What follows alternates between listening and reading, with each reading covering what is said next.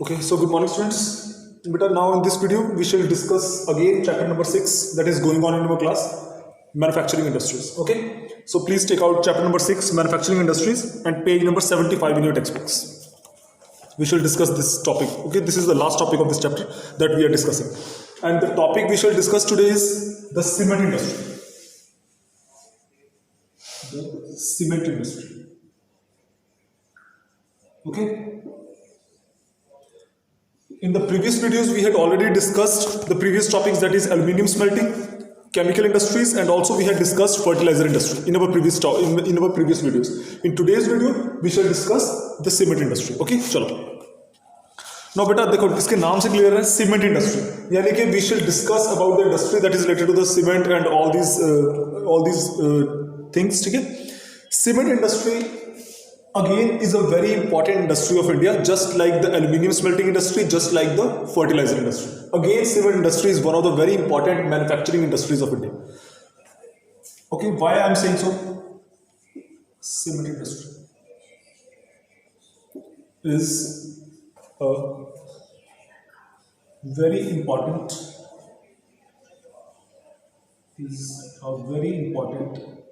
industry related to the construction sector of India. Related to the construction sector. अब ये चीज सबसे important है, related to the construction sector in India. अब देखो इस लाइन से सब कुछ क्लियर हो रहा है. वैसे तो this industry is definitely very important, but most important for the construction sector, this sector. अब कंस्ट्रक्शन सेक्टर के लिए इतनी इंपॉर्टेंट क्यों है? क्योंकि ये सेक्टर जो है न सिर्फ इंडिया के अंदर बल्कि हम लोग इसको एक्सपोर्ट करने का भी इतना इंपॉर्टेंट काम करते हैं. अब देखो आपने छोटे से छोटे घर से लेकर, ठीक है, आपने घर से लेकर बड़े बड़े dams, bridges, everything you have to construct that requires the cement. और अगर ये कंस्ट्रक्शन एक्टिविटीज चलती हैं तो देश के अंदर और देश के बाहर ये सारा मैन्युफैक्चरिंग का काम चल पा रहा है. तो ये मैन्युफैक्चरिंग करने के लिए हमें हर हाल में क्या चाहिए? सीमेंट चाहिए. तो that's why we are saying that cement industry is a very important industry that is related to the construction sector of our country. Is that clear? और अगर हमें अपने मैन्युफैक्चरिंग इंडस्ट्री को बढ़ाना है, हमें अपने मैन्युफैक्चरिंग सेक्टर को इंक्रीज करना है, तो we must lay emphasis on this cement industry of our country. मैं आपको एग्जांपल देना चाहूंगा चाइना का. देखो बेटा चाइना में मैं आपको बताना चाहूंगा, China is one of the largest producers and exporters of cement in the whole world. ठीक है, चाइना में दुनिया में सबसे ज्यादा सीमेंट का प्रोडक्शन भी किया जाता है और उसका एक्सपोर्ट भी किया जाता है. और that is the reason, that is one of the reasons that the construction sector in China is very well developed. आपने देखा होगा, अक्सर अखबारों में देखते होंगे, न्यूज़पेपर में आप देखते होंगे, न्यूज चैनल्स में देखते होंगे कि चाइना में लगातार नई नई बिल्डिंग्स और डैम्स और रोड्स, ब्रिजेस सब बनते रहते हैं, हाईवे सब बनते रहते हैं. रीजन उनका जो मैन्युफैक्चरिंग इंडस्ट्री है वो तो डेवलप्ड है ही है, साथ साथ मैन्युफैक्चरिंग इंडस्ट्री के अंदर ही उनकी जो सीमेंट इंडस्ट्री है ना, ये भी बड़ी अच्छी है, ये भी काफी डेवलप्ड. तो that's why China is one of the largest producers and exporters of cement, and their cement industry is very well developed. So that is the reason that their construction sector is also very well developed, because their cement industry is very well developed. Is that clear बच्चों? तो यही चीज India पर भी लागू होती है. कि हमें भी अगर अपने कंस्ट्रक्शन सेक्टर को बहुत ज्यादा स्ट्रांग करना है तो we must lay emphasis on our cement industry, on our cement industry sector. Only then our construction sector will become more and more strong. And then we shall also become a large producer as well as a large exporter of cement industry in the whole world, just like the Chinese have already done. They are also a developing country, we are also a developing country, but the major difference is that most of their industries, including their cement industry, is much stronger than as compared to India. ठीक है बेटा, ये है फर्क.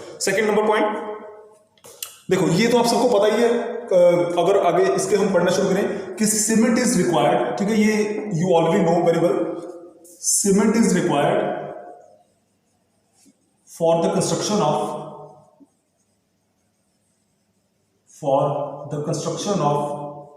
ठीक है, bridges, roads, ठीक है, houses, buildings and everything, all this buildings. ठीक है, और क्या लिख सकते, और क्या लिखोगे आप? एयरपोर्ट्स, हाँ, एयरपोर्ट्स, ब्रिजेस, ठीक है, ये सारी चीजें, एनीथिंग, ठीक है, एक्सेट्रा.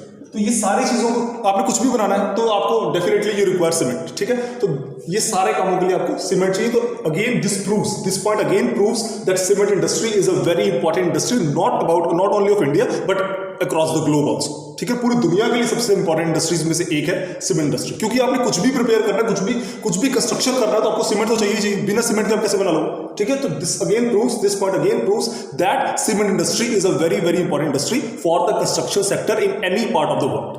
इज दैट क्लियर बच्चों? चलो नेक्स्ट नंबर 3 आप लिखोगे। अब देखो ये है cement industry.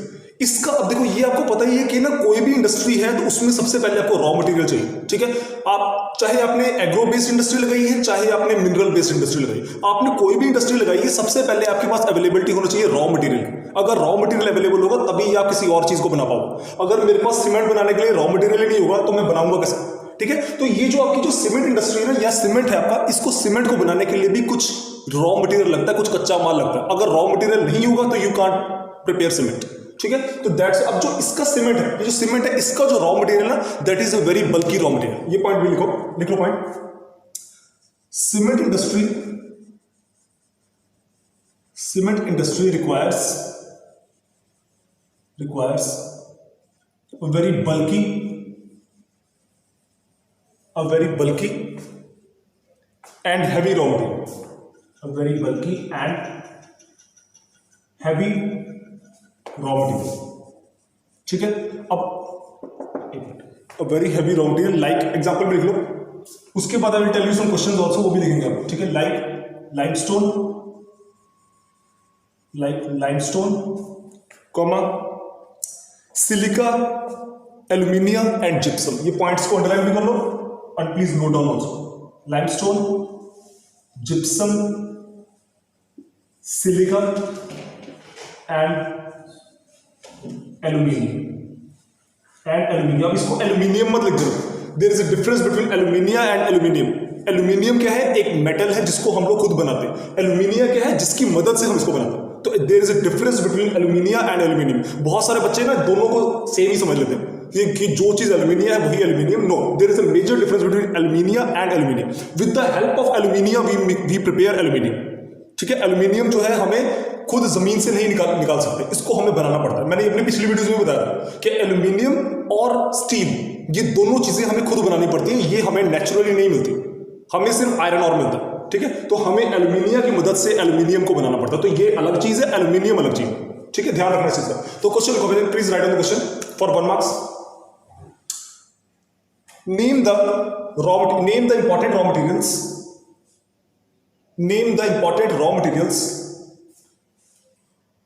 required in the cement industry. Name the important raw materials required in the cement industry for the construction, for the preparing of cement. ऐसे लिखो, for the preparing of cement. You can write down all these points. Also, these are written in your textbooks. Also, you can underline there also. ठीक है। Answer है क्या आपका? Limestone, gypsum, silica and aluminium, ठीक है। इसको लिखना भी और बुक में अंडरलाइन करो for 1 marks question, important question है। एक और क्वेश्चन लिखो बच्चों, write down one more question. Why are we saying that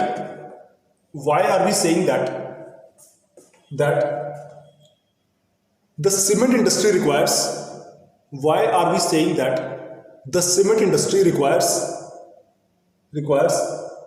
a bulky and heavy raw material?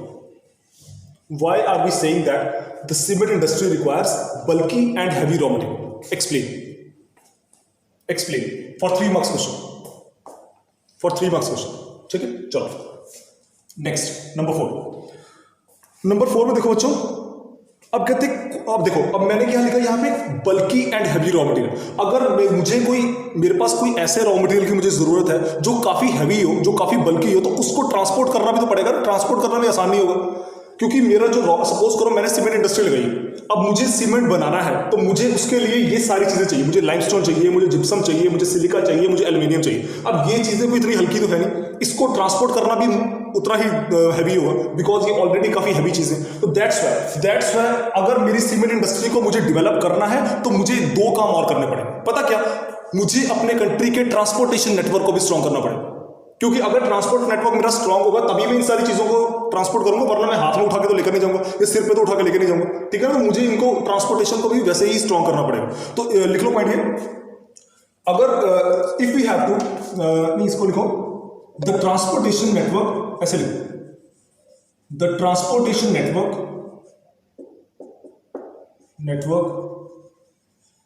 of the country should also be stronger for the ये नीचे तो नहीं आ रहा, हाँ एक मिनट, हाँ ठीक है, the transportation network of the country should also be stronger for the transportation of heavy for the transportation of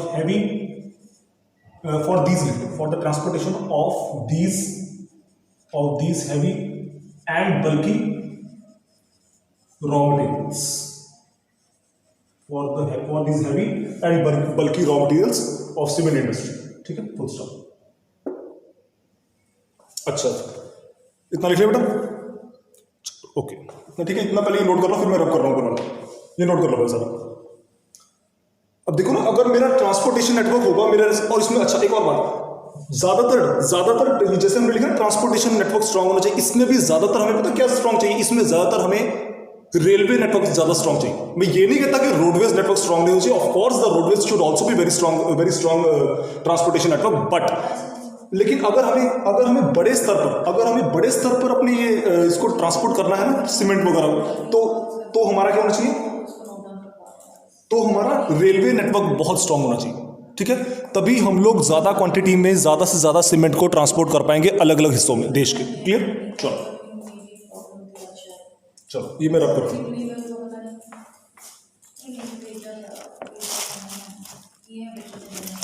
चलो ये मैं ऊपर से रब कर रहा हूँ, ठीक है।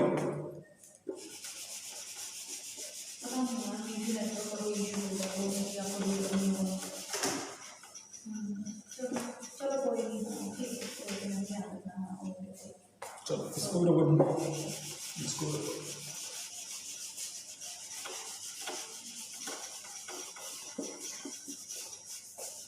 ओके। नेक्स्ट पॉइंट लिखो बच्चों, पॉइंट नंबर 5। इसमें क्या लिखो, coal and electric power are needed apart from railway transportation, again very important point, ठीक है।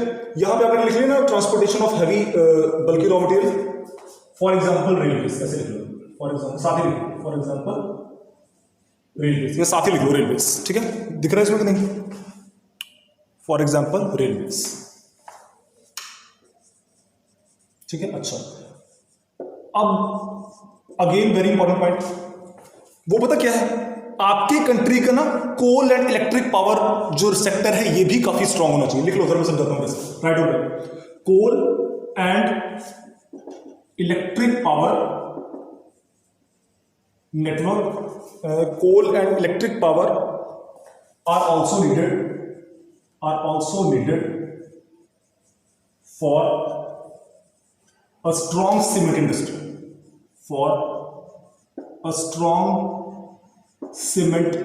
पहले लिख लो फिर मैं समझाता हूँ। चलो ठीक है, देखो अब मैंने अभी पहले लिखवाया कि हमारे कंट्री में रेलवे नेटवर्क काफी स्ट्रांग होना चाहिए सीमेंट इंडस्ट्री को ज्यादा स्ट्रांग बनाने के लिए। क्यों होना चाहिए?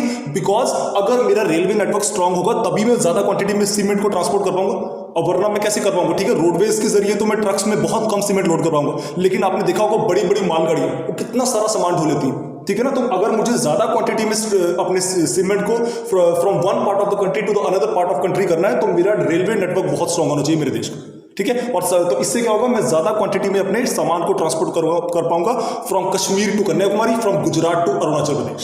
Is that clear? अच्छा, अब ये नेक्स्ट पॉइंट जो मैंने लिखा है, coal and electric power also needed for a strong cement. ये क्यों चाहिए? देखो आपने देखा होगा आज के टाइम में ना ज्यादातर जो हमारा वो रेलवेज नेटवर्क है आज के टाइम में ज्यादातर ये इलेक्ट्रिसिटी बेस्ड होता जा रहा है। देखा ना, आज के टाइम में कोयले से चलने वाली गाड़ी तो चलती नहीं, ठीक है, कोयले चलने वाली गाड़ी तो ना के बराबर ही रह गई। ठीक है, ज्यादातर आज के टाइम में क्या है, इलेक्ट्रिक पावर से चलने वाली ट्रेन है। तो हमारे देश में इलेक्ट्रिसिटी पावर अगर ज्यादा अच्छी होगी, उतना ही हमारा रेलवे नेटवर्क ज्यादा स्ट्रांग होगा और उतना ही हमारा सीमेंट इंडस्ट्री सेक्टर भी स्ट्रांग होगा। क्योंकि अगर ज्यादा पावर होगी, ज्यादा पावर अवेलेबल होगी, तो ज्यादा अच्छा बेहतर ट्रांसपोर्टेशन कर पाएगी रेलवेज, और अगर रेलवे ज्यादा अच्छा ट्रांसपोर्टेशन कर पाएंगी तो ज्यादा फायदा मिलेगा हमारे सीमेंट इंडस्ट्री सेक्टर। तो that's why we are saying that coal and electric power are also needed. अच्छा, कोल क्यों चाहिए? क्योंकि कोल पता क्यों चाहिए? क्योंकि आज भी India is one of the largest producers of thermal power generation in the whole world. हमारे देश में हाइड्रो इलेक्ट्रिसिटी से और न्यूक्लियर एनर्जी से उतनी बिजली नहीं बनाई जाती जितनी हम लोग थर्मल पावर के जरिए बनाते हैं। आज भी हम लोग थर्मल पावर के जरिए काफी ज्यादा बिजली जनरेट करते हैं। तो अगर हमारा कोल प्रोडक्शन अच्छा होगा, हमारा थर्मल पावर सेक्टर अच्छा होगा ना, उतना ही हमारा अल्टीमेटली सीमेंट इंडस्ट्री को फायदा मिलेगा।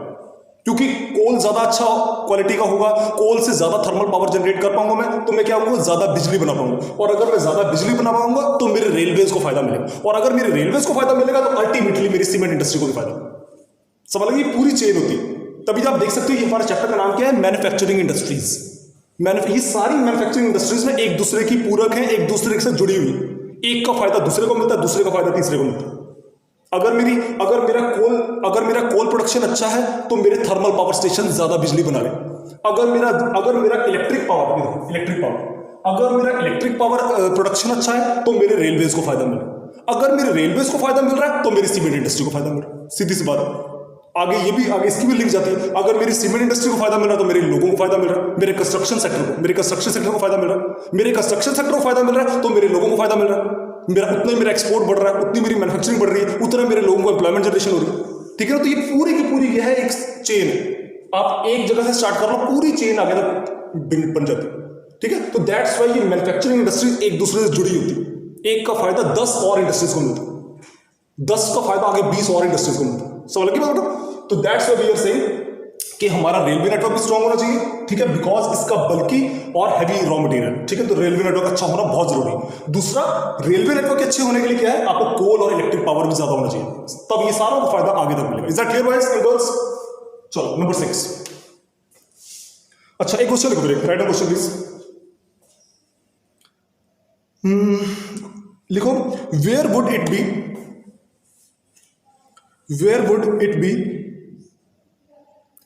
economically viable, where would it be economically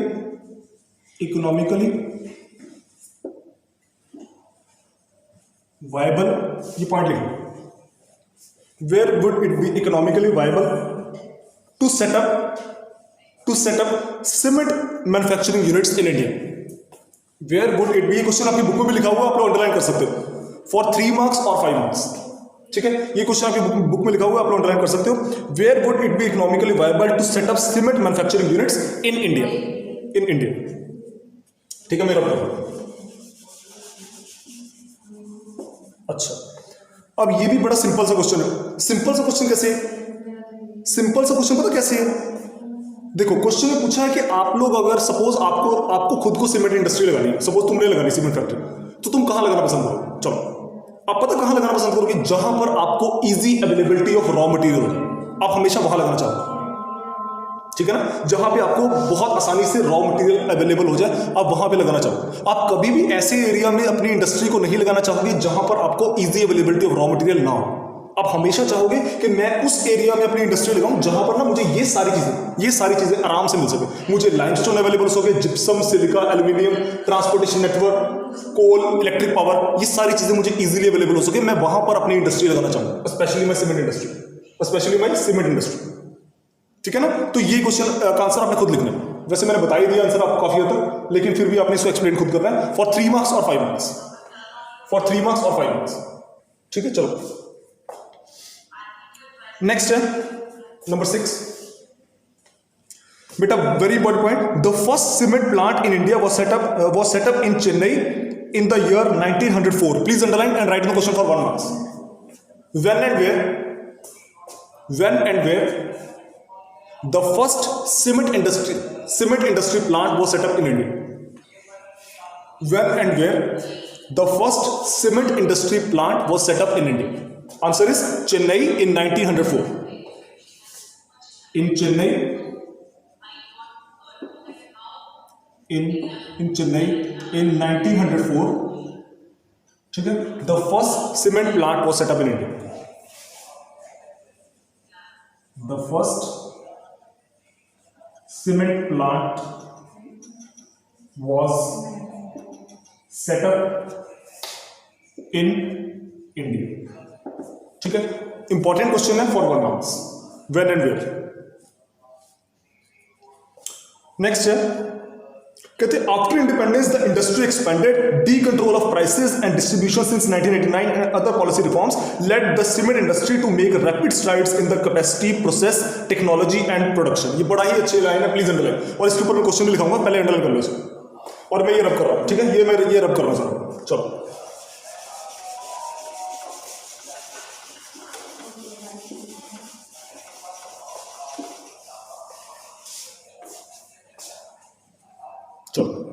point number 7, इसको लिख सकते हो, आप लोग अंडरलाइन कर सकते हो बच्चों.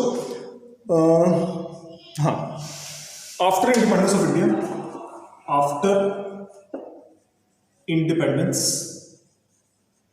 ठीक है, after independence the cement sector, the cement industry of India, the cement industry of India grew very rapidly. Grew very rapidly. Why grew very rapidly? Because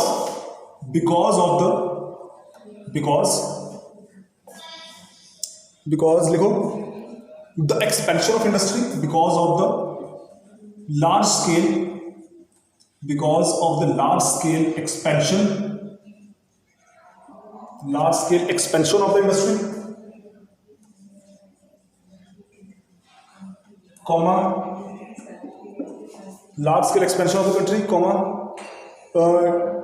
उसके बाद देखो D control of the prices, D control, पहले लिख लो सारा, फिर मैं थोड़ा पूरा एक्सप्लेन करता हूँ उसको, ठीक है, पहले लिख लो. Decontrol of the prices by the government, ऐसे बाय द गवर्नमेंट, ठीक है, पहले नोट डाउन करो, फिर आई विल एक्सप्लेन एवरीथिंग. कहाँ गया, हाँ, ठीक है. And other policy reforms like let the cement industry to make rapid strides, ठीक है, decontrol of the prices by the government since 1989 and other reforms, ठीक है. After independence the cement industry of India grew very rapidly because of the large scale expansion of cement industry, decontrol of the prices by the government since 1989 and other reforms, ठीक है, ये लिखो.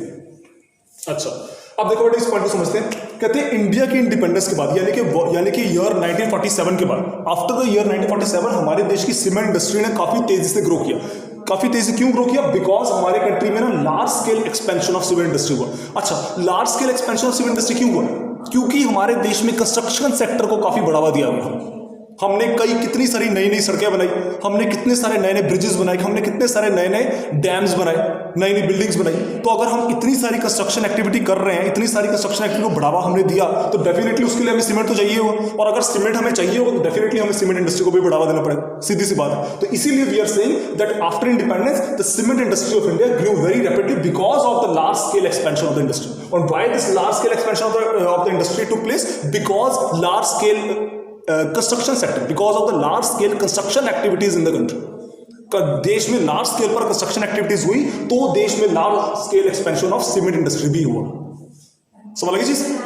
उसके अलावा एक और important factor है. ये फर्स्ट पॉइंट हो गया, ठीक है, ये होगा फर्स्ट पॉइंट. इसका सेकंड पॉइंट होता है the D control of the prices. जो आपकी इसकी प्राइसेस हैं, जो इसकी कीमतें हैं, उसके ऊपर भारत सरकार ने 1989 से कंट्रोल करना बंद कर दिया. उससे पहले तक क्या होता था, गवर्नमेंट तय करती थी कि आपको अपनी सीमेंट इंडस्ट्री में कितना पर क्विंटल के हिसाब से कितना दाम तय करना है. लेकिन after the year 1989 Indian government ने सीमेंट इंडस्ट्रीज को फ्री कर दिया कि जितना तुम्हें दाम तय करना है तुम तय कर सकते हो, ज्यादा भी कर सकते हो, कम भी कर सकते हो, हमारा कोई रोल नहीं होगा इसमें. जितना मर्जी आपने अपनी सीमेंट इंडस्ट्री लगाई, खुद तय करो कितना प्राइस रखना है, मैं कुछ नहीं कहूँगा. जितना मर्जी ज्यादा करना ज्यादा करो, कम करना कम करो, आपकी मर्जी. तो इससे क्या हुआ? इससे अगेन इंडस्ट्री को बड़ा फायदा मिला. उससे क्या हुआ? जिसने इंडस्ट्री लगा रखी है डेफिनेटली वो थोड़ा ज्यादा प्राइस रखेगा ताकि वो ज्यादा प्रॉफिट कमा सके. अगर वो ज्यादा प्रॉफिट कमाएगा तो वो और ज्यादा इंडस्ट्री लगाएगा, उससे अल्टीमेटली और फायदा होगा. ठीक है। तो इसीलिए इस चीज का D control of the prices by the government since 1989 again benefited the cement industry in India, ठीक है। और भी हमने कई सारे रिफॉर्म्स किए, जैसे हमने अपने देश में इलेक्ट्रिसिटी जनरेशन काफी सारा करना शुरू कर दिया, हमने कोल प्रोडक्शन काफी बढ़ाया, हमने थर्मल पावर प्रोडक्शन काफी बढ़ाया, हमने हाइड्रो इलेक्ट्रिसिटी पावर काफी बढ़ाया, हमने न्यूक्लियर एनर्जी का यूज काफी बढ़ाया। उससे अगेन हमारे देश में पावर जनरेशन काफी ज्यादा हुआ, पावर जनरेशन ज्यादा हुआ तो हमारी इंडस्ट्री सीमेंट इंडस्ट्री को फायदा मिला। हमने कितनी सारी सड़कें बना ली और ज्यादा, कितने ज्यादा हाईवेज और बना ली, कितने ज्यादा रेलवेज और एयरपोर्ट्स और बना ली, उससे अगेन हमारी सीमेंट इंडस्ट्री को फायदा मिला। तो again after independence we are definitely we can say that the cement industry of India grew very rapidly because of all of these reforms made by the government of India. Is that clear बच्चों? चलो फिर question लिखो, write the question please. How can you say that the cement industry of India, how can you say that the cement industry of India grew very rapidly after the independence? How can you say that the cement industry of India grew very rapidly after the independence? ठीक है, चलो next, ठीक है। अब देखो बेटा, there are more than 128 large plants and 322 mini cement plants in the country. India produces a variety of cement. ये भी लिखिए, नंबर 8 ये आ रहा पूरा इसमें? हाँ आ रहा, ठीक है, okay. Today more than 128 plants, ठीक है। ये पुराना डाटा होगा, हो सकता है आपकी बुक्स में कुछ और दिया हो, मेरी बुक में ये है, आपकी बुक में कोई और डाटा भी हो सकता है, ठीक है। मोर देन 128 प्लांट्स मतलब सीमेंट प्लांट्स, ये कोई दूसरे वाले पौधे नहीं, ठीक है। 128 प्लांट्स मतलब 128 सीमेंट प्लांट्स, तो 128 cement plants and 322 minor plants, इधर लिख लो large. Today more than 128 large plants and more than 322 mini cement plants, more than 322 mini cement plants are working in India, are functioning in India, पहले लिख लो points, फिर I will explain it, ठीक है, in India. अच्छा, अब देखो ये चीज ना अपने आप में अगेन शो कर रही है इस पॉइंट कि after independence the cement industry of India grew very rapidly. क्यों? क्योंकि कभी हमारे देश में जब आजाद हुआ था देश, तब हमारे देश में 5 से 6 सिर्फ 5-6 सीमेंट प्लांट्स थे, लेकिन आफ्टर द इंडिपेंडेंस आज 130 से भी ज्यादा बड़े स्टील प्लांट्स हैं और 322-325 से भी ज्यादा छोटे स्टील प्लांट्स हैं। तो अगेन ये शो कर रहा है कि इंडिया में बहुत तेजी से ग्रो हुआ in the cement industry after the independence due to the major reforms done by the government, ठीक है ना, due to the major reforms done by the government, also due to the major construction activities that are taking place in the country. समझ लगे बच्चों? तो ये points अपने आप में सारे रिलेटेड है, एक दूसरे से जुड़े हुए हैं सारे पॉइंट्स, ठीक है। नेक्स्ट,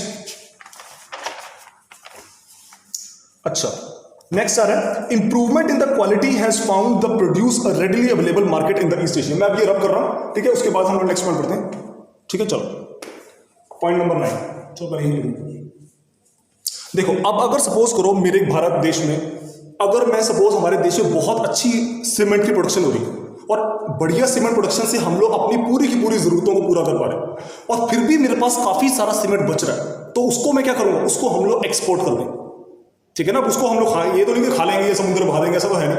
उसको हम लोग क्या करते हैं, जितना सारा एक्स्ट्रा हमारे पास बच जाता है उसको हम लोग क्या करते हैं, फॉरेन कंट्रीज को एक्सपोर्ट कर देते हैं। अब अगर मैं फॉरेन कंट्रीज को एक्सपोर्ट कर रहा हूं तो डेफिनेटली उसका पैसा भी आएगा देश में, ठीक है। तो अगेन ये हमारी सीमेंट इंडस्ट्री के लिए और हमारी कंट्री की इकोनॉमी के लिए बड़ा अच्छा होगा, ठीक है ना। जितनी ज्यादा इंडस्ट्री होगी उतना ज्यादा प्रोडक्शन होगा, जितना ज्यादा प्रोडक्शन होगा उतना ज्यादा एक्सपोर्ट होगा, और जितना ज्यादा एक्सपोर्ट होगा उतना ज्यादा एफडीआई आएगा देश के अंदर, और जितना एफडीआई आएगा उतना आपकी कंट्री की इकोनॉमी स्ट्रांग बनेगी, आपके देश में एम्प्लॉयमेंट जनरेशन होगा और पॉवर्टी रिडक्शन होगा। समझ लगी चीज? ये सारी पॉइंट्स एक दूसरे से जुड़े हुए, इसीलिए तो हम लोग कहते हैं कि मैन्युफैक्चरिंग इंडस्ट्रीज को बढ़ावा देना बहुत जरूरी है। एक मैन्युफैक्चरिंग इंडस्ट्री को बढ़ावा दे तो उससे रिलेटेड 15 तरह की और मैन्युफैक्चरिंग इंडस्ट्री को फायदा मिलेगा और उससे जुड़े हुए हजारों लाखों लोगों को फायदा मिलता है। दैट इज वाई मैं बार बार यही कहता हूं, that is the secret of China's progress. China ने अपने मैन्युफैक्चरिंग सेक्टर को बढ़ावा दी आजादी अपनी 1949 के बाद, कम्युनिस्ट रूल के बाद। हमने भी दिया, पर हमने बहुत लेट करना शुरू किया, हमें भी काफी पहले करना चाहिए। हम लोग ज्यादा एग्रीकल्चर पर ध्यान देते हैं। ऑफ कोर्स एग्रीकल्चर भी जरूरी है, बट सबसे ज्यादा अगर जॉब्स क्रिएशन होती है तो वो मैन्युफैक्चरिंग सेक्टर में होती है, क्योंकि इसमें अनपढ़ आदमी से लेकर पढ़े लिखे आदमी तक सबको जॉब्स मिलती है। समझ लगी चीज? तो दैट्स व्हाई ये लिख लो पॉइंट बेटा, बहुत इंपॉर्टेंट है। Improvement in the quality, write down please. improvement in the quality has found the produce a readily available market in East Asia and Middle East Asia. Improvement in the, इसको ऐसे लिखो, improvement in the quality of cement production, improvement in the quality of cement production, ये पूरा आ रहा है ना इसमें, हाँ आ रहा है. Improvement in the quality of cement production has led to the fast rise. ये फास्ट के जो लिखो rapid rise has led to the rapid rise in the exports of the country, in the exports of the country. Again very important, ठीक है ना, कि अगर हमने हमारी इंडस्ट्री में प्रोडक्शन ज़्यादा हुआ है, हमारी प्रोडक्शन ज़्यादा हुई है, तो डेफिनेटली हमारा एक्सपोर्ट तो बढ़ेगा. हम लोग अपने कंट्री में सारी कंस्ट्रक्शन करने के बाद भी हमारे पास इतना सारा सीमेंट बच जाता है कि easily we can export it and easily we can earn foreign direct investment from the foreign nations. Specially कौन से हम लोग कंट्रीज को एक्सपोर्ट करते हैं, ये भी लिख लो, specially to the East Asian countries and Middle East Asian countries. ये मिडल ईस्ट लिख लो जरा. अच्छा, अब बच्चे ना इसमें भी कंफ्यूज होते हैं, ये भी समझाता हूं. To the East Asian countries, East Asian and Middle East Asian, to the East Asian and Middle East. अब इन दोनों में फर्क है, ठीक है, ये दोनों एक पूर्व है एक पश्चिम. अब बच्चे इसको एक ही समझ लेते हैं, मैं समझता हूं वैसे. East Asian and Middle east countries पहले लिख लो, फिर मैं क्लियर करूंगा. चलो, अब इसमें और इसमें ना जमीन आसमान का फर्क है. ये जो ईस्ट एशियन है ये क्या है, पूर्व, ये क्या है, ईस्ट. और ये जो मिडल ईस्ट कंट्रीज ना, ये पश्चिम, ये वेस्ट है. ये नहीं कि इसमें भी ईस्ट लगा हो तो ये भी ईस्ट में, नो. ईस्ट एशिया मतलब आपके हमारे इंडिया के जो ईस्ट में देश पड़ते हैं, कौन से, थाईलैंड, मलेशिया, म्यांमार, इंडोनेशिया, ठीक है, ये सारे क्या है हमारे ईस्ट एशियन कंट्रीज, ठीक है, जो हमारे ईस्ट की तरफ को पड़ते हैं. अच्छा, ये बात आ रही है middle east countries. Middle east पता कौन सा है, ये जो आपके वेस्ट में गल्फ कंट्रीज, इनको हम लोग बोलते हैं मिडल ईस्ट कंट्रीज. अब बच्चे पूछेंगे सर फिर इनको मिडल ईस्ट क्यों करें, इनको वेस्ट क्यों नहीं करें? क्योंकि बेटा ऐसा है ना, वेस्ट तो हमारे वेस्ट में है ना. ओवरऑल जो अगर अर्थ को ग्लोब में देखें तो इसको हम लोग एशिया के ना मिडल पार्ट में मानते हैं. ओवरऑल अर्थ के भी हम लोग मिडल पार्ट में मानते हैं. और लेकिन ये नॉर्दर्न मतलब कि ईस्टर्न हेमिस्फीयर में पड़ता है, तो हम इसको मिडल ईस्ट बोलते हैं. आपने पढ़ा होगा 9th क्लास में ज्योग्राफी में, वो जो आपका प्राइम मेरिडियन है, वो अर्थ को दो पार्ट से डिवाइड करता है, ठीक है ना. एक फर्स्ट ईस्टर्न हेमिस्फीयर और वेस्टर्न हेमिस्फीयर. तो ये ईस्टर्न हेमिस्फीयर में पड़ता है, तो इसीलिए हम इसको मिडल ईस्ट कहते हैं, क्योंकि ओवरऑल ये मिडल में पड़ता है और ईस्टर्न हेमिस्फीयर में पड़ता है. That's why Middle East country, मतलब Saudi Arabia, Kuwait, Iran, Iraq, Oman, Yemen, ठीक है, ये सारे कंट्रीज कौन से, मिडल ईस्ट. पर इंडिया के वेस्ट में पड़ते हैं.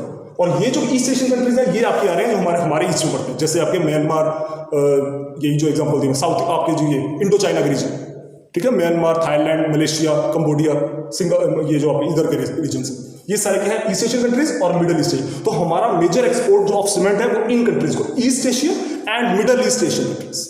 Is that clear? इन दोनों में कंफ्यूज नहीं होना, ये अलग चीज है मिडल ईस्ट और वो अलग चीज है ईस्ट. समझ लगी चीज? Next.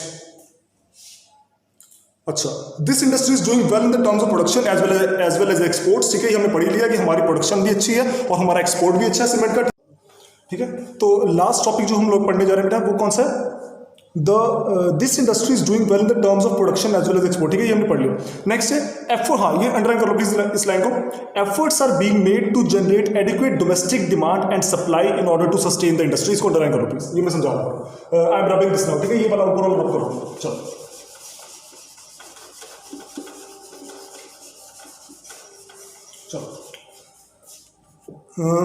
Efforts are being made. अब देखो, ये पता क्या लिखा है कि वैसे तो हमारी सीमेंट इंडस्ट्री काफी डेवलप कर चुकी है, हम लोग प्रोडक्शन भी अच्छी कर रहे हैं, हम लोग एक्सपोर्ट भी कर रहे हैं. पर कभी भी इंडस्ट्रीज की ये जो प्रोसेस है ना, ये रुकती नहीं है, ये चलती रहनी चाहिए, बिकॉज आपकी इकोनॉमी भी चलती रहती है. तो अगर आपकी इकोनॉमी अब चाहते हो चलती रहे, तो इसका मतलब आपकी मैन्युफैक्चरिंग इंडस्ट्रीज भी लगातार ग्रो करती रहनी चाहिए. ये नहीं कि एक बार ग्रो होगी तो रुक गए. No, this process should continue permanently.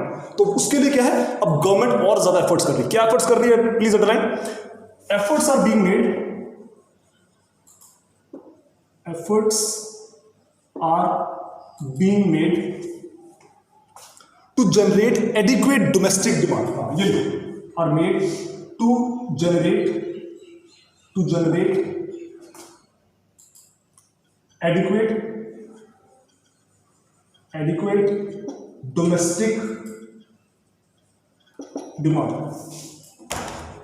to generate adequate domestic demand, ठीक है, and supply in order to sustain the industry, and supply